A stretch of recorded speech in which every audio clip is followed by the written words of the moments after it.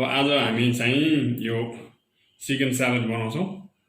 Chicken salad चाहिँ एकदम चाँडो बन्ने, खाना मिठो, लाइट फुड हो।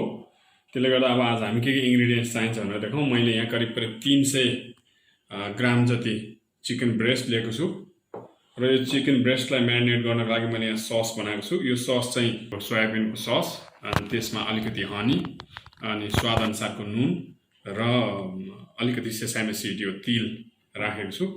यसमा हामी यसलाई, यो चिकनलाई करिब 5-7 मिनट जति यसलाई हामी यसमा म्यारिनेट गरेर राखिदिन्छौँ। यसरी म्यारिनेट गरेर करिब यो अरू तयार पारुन्जेल यसलाई हामी यही म्यारिनेट गरेर छोडिदिन्छौँ।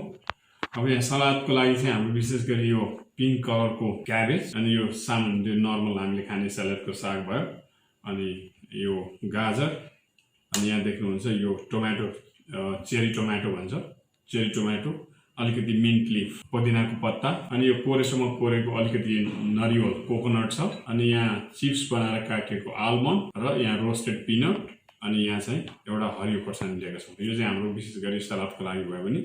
अब अहिले ड्रेसिङ बनाउनलाई हामीले यहाँ मस्टर्ड सस अलिकति, मायोनेज सस अलिकति लिएको छौँ। यो हनी देख्नुहुन्छ, त्यो माथिबाट अलिभ आयल छ। अब यो ड्रेसिङ कसरी बनाउने भन्ने कुरा म पछि यहाँहरूलाई भन्छु। अहिले यो चिकन म्यारिनेट हुन्जेल चाहिँ हामीले गरी यो साग र यो अरू सलादको इन्ग्रिडियन्ट्सहरू तयार पारौँ। सबभन्दा पहिला हामीले यो गाजरलाई लिने र गाजर चाहिँ काट्नु हुँदैन, यस्तो स्लाइसरले पातलो यसरी स्लाइस निकाल्नु। गाजर धेरै राख्नु पनि पर्दैन खासमा।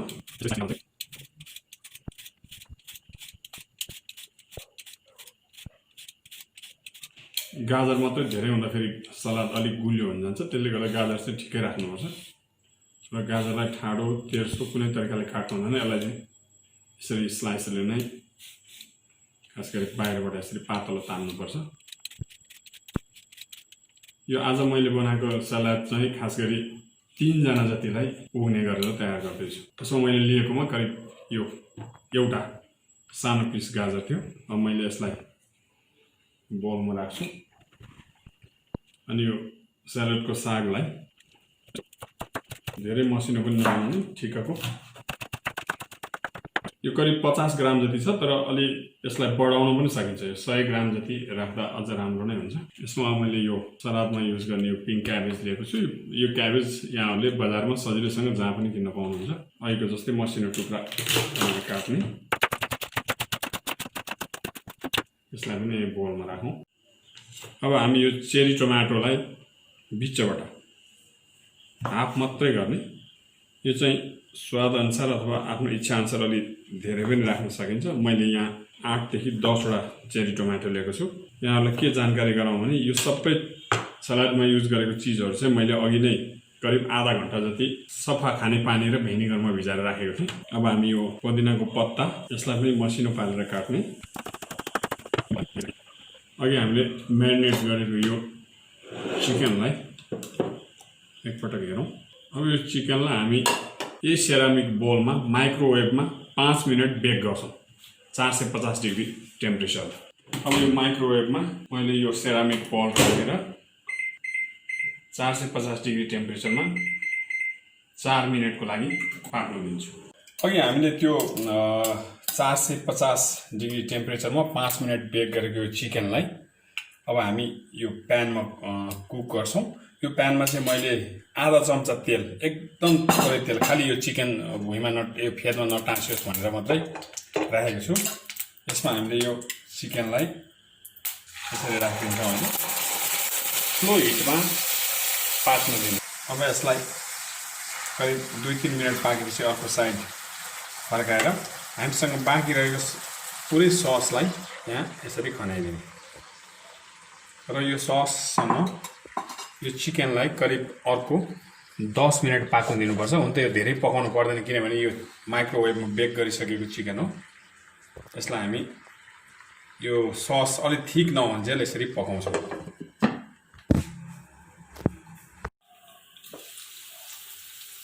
यहाँहरूले हेर्न सक्नुहुन्छ हाम्रो चिकन एकदमै राम्रोसँग रेडी भएको छ अहिले। अघि यो सस यसमा राम्रोसँग लागेको छ। अब हामी यसलाई ग्यास बन्द गरिदिन्छौँ र चिकनलाई निकालेर केही समयको लागि यसलाई सेलाउन दिनुपर्छ। खासमा यो सस त्यसमा अब हामी ग्रिन चिल्लीलाई अलि मसिनो स्लाइस बनाएर काट्ने। यहाँहरूले खासमा यो रेड भयो भने अझ राम्रो हुन्छ, किनभने पाकेकै सानी भयो भने चाहिँ अझ राम्रो देखिन्छ, कलरफुल हुन्छ। तर अब अहिले त्यस्तो नपाउने भएकोले गर्दा मैले हरियो खोर्सानी नै प्रयोग गरेको छु। तर यसमा म आज अलिकति मरिचको धुलो पनि प्रयोग गर्छु, त्यो कारणले गर्दा। अब मैले यो हेर्न सक्नुहुन्छ, यो पनि यहाँ मिक्स गरेँ। अब हाम्रो यो चिकन सेलाउन्जेल सलाद ड्रेसिङ तयार गरौँ। अब यो सलाद ड्रेसिङ बनाउनको लागि चाहिँ हामीले करिब 1 tablespoon mayonnaise sauce, half tablespoon mustard sauce, 1 tablespoon olive oil, अनुसारको अलिकति हामी हनी पनि प्रयोग गर्छौँ। यो हनी चाहिँ अब नितान्त व्यक्तिगत स्वाद हो, कसैलाई अलि धेरै गुलियो मन पर्ला, कसैलाई नपर्न पनि सक्छ। त्यसले गर्दा मैले करिब 1 टेबल स्पुन जति हनी युज गरेको छु। यसलाई राम्रोसँग मिक्स गर्ने। राम्रो सलाद ड्रेसिङ तयार भएको छ। अब हामीले यसलाई यहाँ राखौँ। अब हामी यो चिकनलाई पातलो स्लाइस बनाएर काट्ने। यति सकेसम्म यो सेलाउनुपर्छ पुरै। यहाँले देख्न सक्नुहुन्छ चिकन एकदमै राम्रो पाकेको छ। त्यसले गर्दा मैले पहिला नै चिकनलाई अघि माइक्रोवेभमा बेक गरेको थिएँ। कहिलेकाहीँ चिकन तावामा मात्रै पकाउँदा राम्रो नपाक्न सक्छ।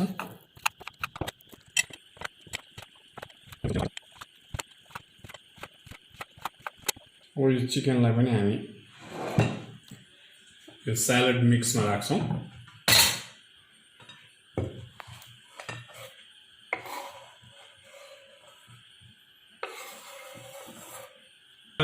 ड्रेसिङ मिक्स गर्नु अगाडि एकचोटि अघिको मिक्सचर्सलाई हामी राम्रोसँग चलाउने। ख्याल गर्नु होला, यो बडीमा 3 जनाको लागि सर्भ गर्ने गरेर हामीले लिएका छौँ। यसमा यो अघिको खोर्सानीको चिप्सहरू, अघि काटेको सबै चिजहरू चाहिँ राम्रोसँग प्रोपोर्सनेटली मिक्स हुनुपर्छ। अब हामी यसमा अघि बनाएर राखेको यो आलमन्डको चिप्स मिक्स गर्ने, रोस्टेड पिनट र यो कोकोनट नरिवलको चिप्सलाई पनि मिक्स गर्न सक्छौँ। अब एकपटक यसलाई राम्रोसँग मिक्स गरिदिने। बास्ना अलरेडी एकदमै मिठो आइरहेको छ।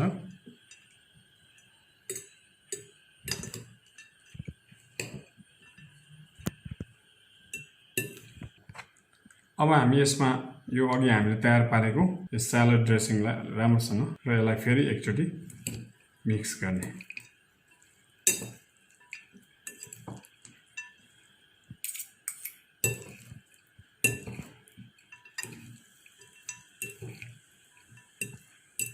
I love it. It's so good.